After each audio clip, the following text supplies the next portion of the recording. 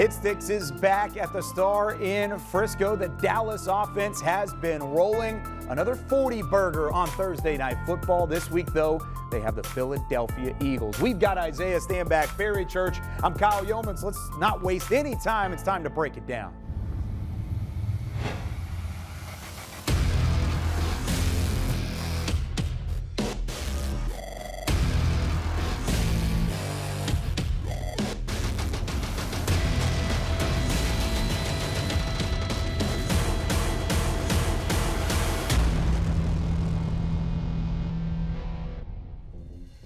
The Cowboys secure another big victory at AT&T Stadium. They've now won 14 straight at home, and they did so with a 41-35 win over the Seattle Seahawks on Thursday Night Football. Now, as we break things down on Madden NFL 24, we take a look at some of the early woes for this Cowboys offense. It was getting weapons involved and getting Brandon Cooks involved. He did just that on a couple of occasions in this game, including a touchdown pass from Dak Prescott to Brandon Cooks at the goal line, got a clean release off the line of scrimmage, and then he gets to the goal line for 6. We're going to try and recreate that in Madden. We've got Brandon Cooks in the slot here. Dak Prescott and company has been dotting up defenses in the red zone over the back half of this schedule. Isaiah, how do you keep things rolling in the right direction, and how do you find Brandon Cooks as often as they have been? All you got to do is let this man in the kitchen and he is going to cook. You know what I mean? This dude is not new to this. He's true to this. He's been doing this his entire career. He is a route specialist. So when you allow for him to step into the slot, okay, the defensive backs are going to be shaking in their boots. Yes, sir. So just like in the game, okay, I have him right here in the slot. Right now, they're giving him space because he has the speed. So as soon as you give him space and you give him a two-way go by being in the slot, ooh, good things happen. We'll see what they can do, because this defense for the Seattle Seahawks is prominent. But we saw in the film right there, they were able to get exposed, and we'll break that down after this play. All right, let's see what we got. Whoopsies. Oh. Got him. Just like that. See how confident he is? He didn't even dance afterwards. You know what I'm Drop saying? the ball and let's go. Drop the ball, let's go. Next play. Let's go straight to it. He didn't even get the archer out on that one. But let's see it right now, okay? Right off the bat, let's look at this thing from a holistic standpoint. All right, I want to see right now, two-way go. When you have Brandon Cooks in the slot, he can go to the right, he can go to the left. He can sit right there in the zone if he decide to play zone. But in this particular instance, okay, he's running this nice little slant route. Oh, you see the little hesitation on. Okay, the hesitation gives him options. If he wanted to just turn around and face the quarterback right now, he could do so and he would have been open. But he sits there, he waits. All right, he lets Ferguson clear. As soon as B-Wag tries to go out there to the flat, he says, why, thank you. I'll be that man right there. Makes it real easy for Dak to find him across the middle. Wham, bam, thank you, ma'am. That's easy 6 points for B. Cooks. And if you run it back so we can see from the defensive standpoint, right here is a great play call from Mike McCarthy. He understands that they're in man-to-man coverage, and B. Wagner right there is what we call a final three player, which means he has the first route that's coming inside to him. So when that ball snapped, he sees Tony Pollard go out there and thinks, that's my responsibility. No, sir. Here comes Cooks right back across your face. You got to have your head on a swivel when you're the final three player defensively. That's a great call from Mike McCarthy, influencing the defense to do something and backdooring it with something else. Brandon Cooks right in there for the touchdown. Great play call, great execution. So 3 touchdowns in the last 4 games for Brandon Cooks. He's turned into a red zone weapon for Mike McCarthy. They'll look to continue that success against the Philadelphia Eagles this week on Sunday Night Football. And speaking of a primetime matchup, boy, do we have one for you. When we come back, it's DaRon Bland versus A.J. Brown, 2 of the best in the business this year going head-to-head. How can DaRon Bland have success against A.J. this week? Cowboys Hit Sticks, presented by Madden NFL 24, is also brought to you by Academy Sports and Outdoors, the official sporting goods retailer of the Dallas Cowboys, and by AT&T, official sponsor of the Dallas Cowboys.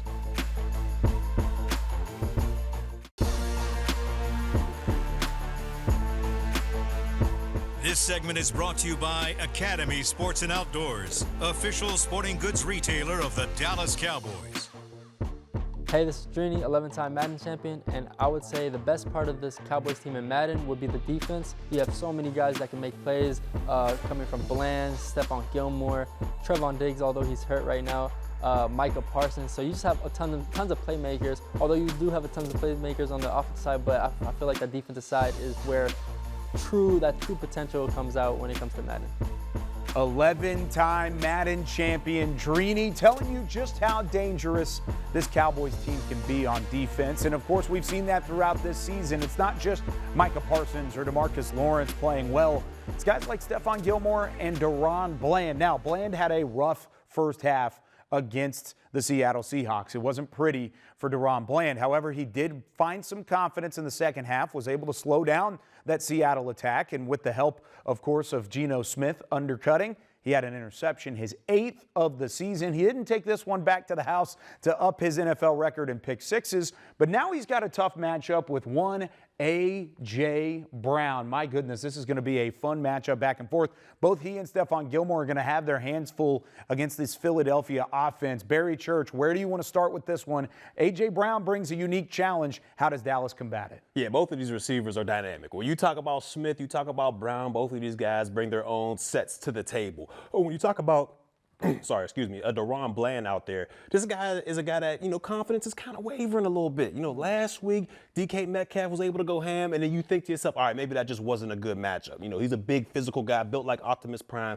But then you look at it, they were taking turns. All right, Smith and Jigma got in there, Lockett, Metcalf, they all kind of had a big day on Bland out there. But to me, unfortunate for him, Dan Quinn loves to play man-to-man coverage. So he's going to have to get right back on it, and he's going to have to be like, you know what?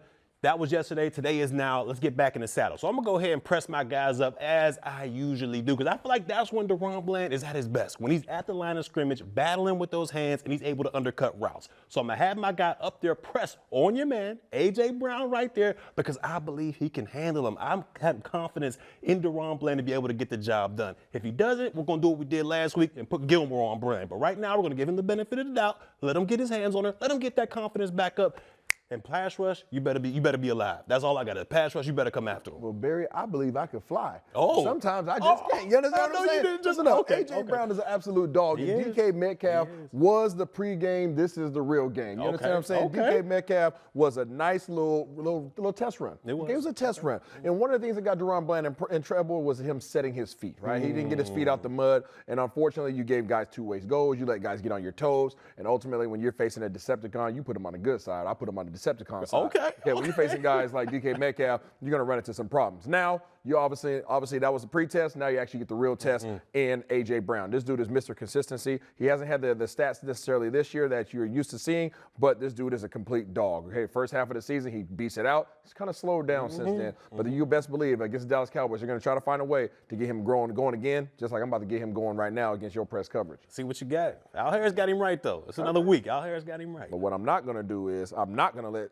freaking Micah Parsons disrupt what I got going on. So I'm about to go add a little added protection. That's smart. A little added protection right here, okay? And then we're going to get straight into this thing. Here we go. Oh, no. Those are the ball skills you love to see, though. You love to see it. The recovery, the speed. You can't catch me, big boy. That's good stuff. Okay, but let's walk through it. Let's do it. Let's walk Let's through do it, it though, then. because what happened was he was got. He did. He was He got did. off the line of scrimmage, okay, and he just put the ball, and that's what he does. Sometimes he loses right off the ball, but his closing speed allows for him to go out there and make those plays. And immaculate. all of a sudden, people forget about what actually took place prior to the interception. But I'm not going to forget, okay? Let's see, I'm talk going to go about right this here. release a little bit Let's right talk here. about Let's this talk release about real this quick, release. okay? So now we're going to zoom in. You just talked about bringing him up here against Mr. A.J. Brown. The boy is nice with it, okay? So boom, here we go. Ball off the line of scrimmage. You try to walk up. Oh, you see the left hand right there. Usually you reach, I teach. Okay, so I get the little swiper rule right there. Now all of a sudden, okay, you did a good job of funneling me towards your safety. That is your help. That's where your help is. Okay, so as we swerve back here, you see my head's tilting to the side. A.J. Brown's head is tilting to the side right now. He wants the ball right now, but he doesn't get the ball right now. So he proceeds into his route. So we're going to go right back out here to the route. Okay, now as you see this, he has an out and up right now. Okay, so boom, double move. Gets to the backside. You see DaRon Bland's head. That's what he wants. He wants DaRon Bland's head to go to the sideline. If your head goes to the sideline, most likely your shoulders are going to go to the sideline. It does. Boom. Oh, my goodness. We don't like to see that. Nope. You don't want that right there. Now, right here. I need the ball on him right now. Obviously, the ball wasn't on him right now, so it allowed DaRon Bland to get into the play. But look where his eyes are. Yeah, you don't like to see that. What You was- don't like to see that. What's going on right here? I'm going to say it's a glitch in the game. That's Listen, all I'm okay. going to say. That's all I'm going gonna to say. All right, so the ball's trying to come out right now. Boom, you see it release. Great speed. But right here, as you see it, okay, Deron Bland, he's been doing this all season long, BC. He's been closing this gap. What has been a 1 or 2 yard gap, he's been doing a heck of a job of using that acceleration and going ahead and closing that gap. Reaching up there. Highest point. You got to get that at the highest point, man. Great play by Deron Bland right there. Goes up, snatches the ball. And you know what? He's going to take it back to the crib. If we can rewind this back to the start, I want to give a technique to all the young kids out there that's watching, man, maybe want to play football, all that good stuff. So if you snap the ball right here, you see he does a decent job getting the hands. You see Brown was able to swat them away. Right there, though, we cannot do that. We call that opening the gate. When your hips are wide open like that, that means that receiver is even and he's probably leaving. So you got to make sure you move your feet at the line of scrimmage. It's not all hands, it's feet as well. If you open the gate like that, receivers 9 out of 10, they're going to get past you. He does a great job right here, though, is recovering. Great speed turn as we see the play go a little bit further. Boom, gets that foot in the ground, speed turn, uses his speed to catch up in high points of play. Overall, great play. Is there some technique that he can improve on? Of course there is, but I believe Al Harris Jr. is going to get this guy right, and hopefully we see some of this come Sunday night against the Philadelphia Eagles. So not only can A.J. Brown take the top off of a defense, but the defense is also going to be tested in their alignment and assignment against this Philadelphia RPO. The run-pass option is what we talk about next. How does DCBC react to Jalen Hurts and company when we come back with more Hit Sticks right after this? This segment was brought to you by Academy Sports and Outdoors, official sporting goods retailer of the Dallas Cowboys.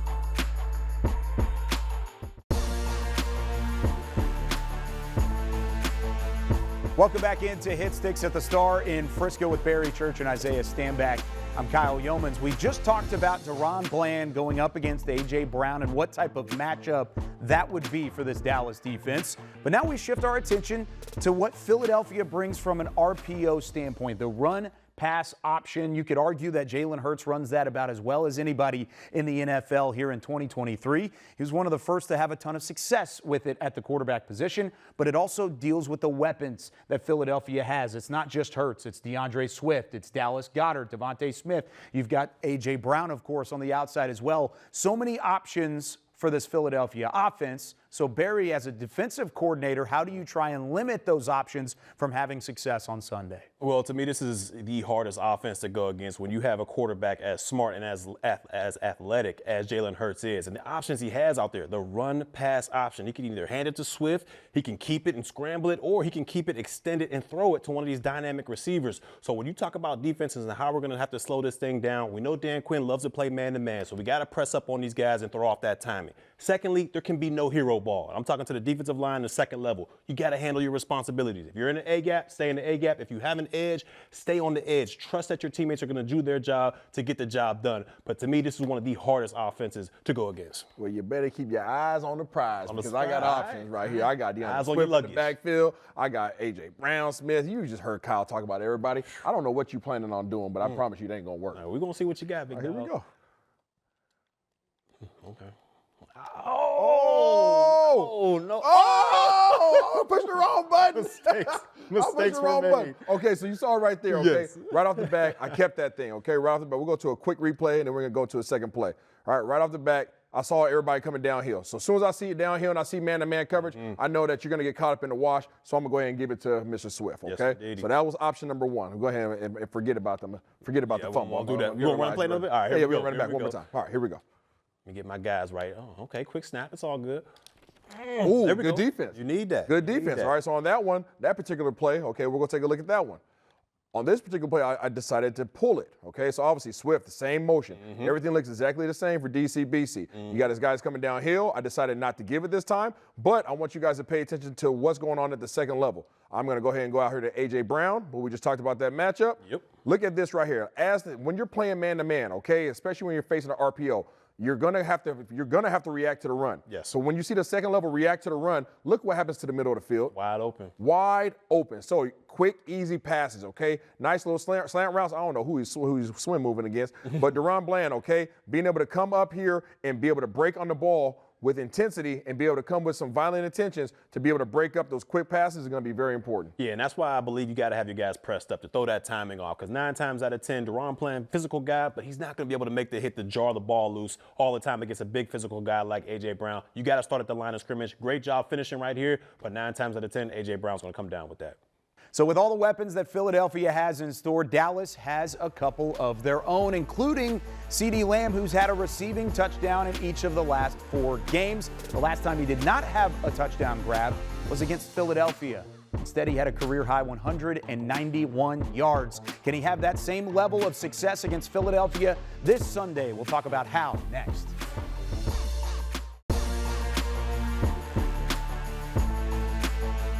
Welcome back into Hit Sticks as we continue to preview the Dallas Cowboys and the Philadelphia Eagles here in Week 14. My goodness, this is going to be a fun matchup, not only because of what the Philadelphia offense brings, but because of what Dallas has started to find with CeeDee Lamb. I mean, Dak Prescott is playing incredible football right now. That's undeniable. But a lot of it has been because of CeeDee Lamb. He's really stepped up as a number 1 wideout, not only on this team, but possibly in the league this year. He's been that effective over the last 6 weeks of the regular season. Barry Church, when you look at CeeDee Lamb, what's the number 1 thing Philadelphia is going to have to take a look at? They're going to have to make sure they know where this man is at every single snap. And Mike McCarthy does an amazing job of lining him up at X, at Z, in the slot. So it's hard to kind of pinpoint where he's going to be at to get a double team on him. But when you look at Philadelphia's secondary back there, they cannot handle the Dallas Cowboys in man-to-man coverage. That's a known fact out here. So what we're going to have to do for defensively for the Philadelphia Eagles, you're going to have to disguise. You're going to have to force Dak Prescott to think post-snap,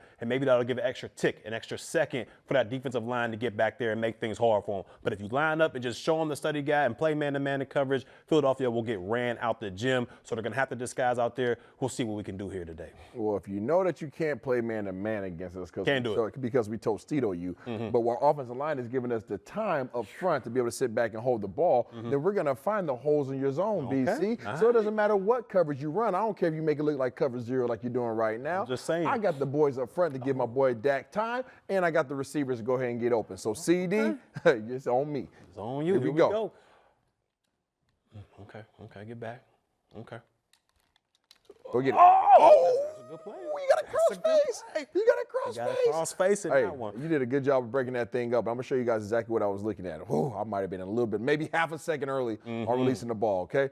So right here, right off the bat, okay, you said talk about disguising your coverages. Yes. Right now, as an offensive coordinator, it looks like cover 0, okay? Guys are off. Guys are inside, okay? They're trying to force things outside or in the safety. There's nobody past second level. Now, all of a sudden, boom, right off the snap, you got your safety running back. Okay, you got CeeDee Lamb. Let's go ahead and look at it from CeeDee Lamb's perspective. He's coming off the ball, all right, and right off the bat, he thinks it's cover 0. Right after post snap now, he knows it's not cover 0. That safety's running out of there. So now he has to reassess things. Okay, now he's no longer running routes on a defensive back. Now he's running routes on who?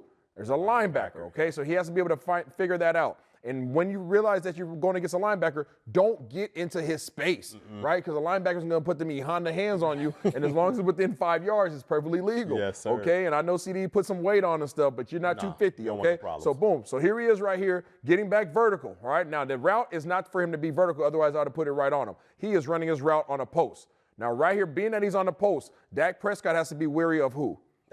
That middle linebacker right there. He has to be able to do what we call a goalpost throw. Put the ball over the linebacker and make the ball drop down. That's right, folks at home. Quarterbacks have mind control over the ball like that. So right there, that's what Dak's trying to do. But also, who do you have to be aware of? Who's that guy, Barry? That free safety, Kevin Byard. Yeah, Kevin Byard right there coming up there. You're probably going to take a hit right here.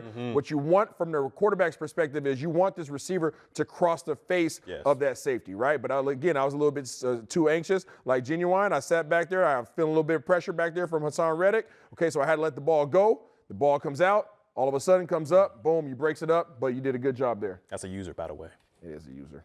With the way that Dak Prescott's been playing this season, I think that's a completion in real life. But just because DCBC's playing over the top, Philadelphia doesn't have Barry Church to play with. So there you go. How about that? When we come back here on Hit Sticks, we're going to take a look at what Madden NFL 24 believes will happen on Sunday night. Do they think Cowboys or Eagles take control of the division? We'll tell you next.